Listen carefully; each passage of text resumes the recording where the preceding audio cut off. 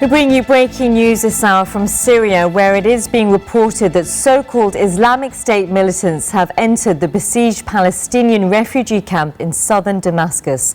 The Yarmouk camp is home to some 18,000 Palestinian refugees. A United Nations official warned last month that the inhabitants there faced extreme hardship with no electricity and inadequate food and medical supplies.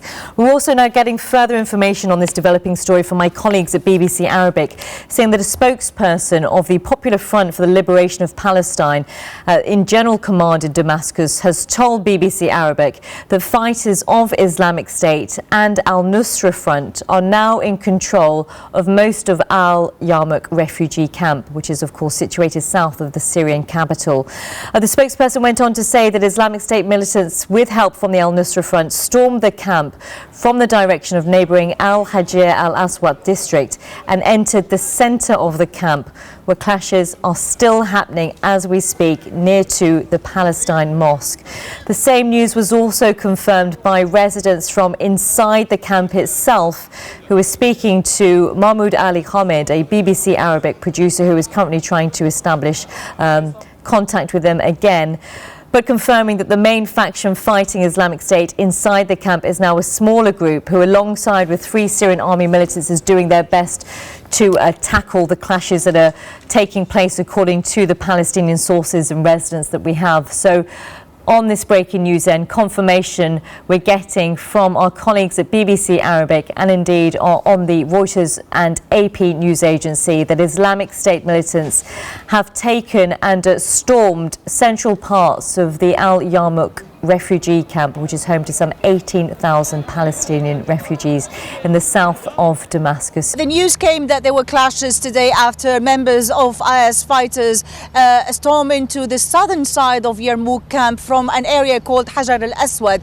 I've spoken to the Palestinian ambassador in Damascus, who explained that members of IS have taken control of the southern part of Yarmouk around the Palestine hospital. He told me that members of Jabhat al-Nusra who were operating inside Yarmouk camp have allowed IS fighters in. However, it's been difficult to communicate with residents inside Yarmouk camp to confirm or clarify what is the situation inside the camp. As far as we understand, they haven't taken control of the whole Yarmouk camp, but only the southern part of Yarmouk camp, the area where they entered from.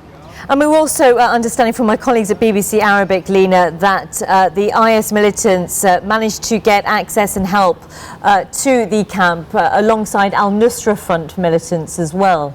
The source who told us so is the Palestinian ambassador to Damascus, Mr. Anwar Abdel Hadi, who said that members of Nusra Front inside Yarmouk camp have allowed IS fighters to come in and take control of the southern part of Yarmouk. On social media, some activists have reported clashes inside Yarmouk and some civilian casualties, but it's been hard to communicate with them directly to clarify the situation.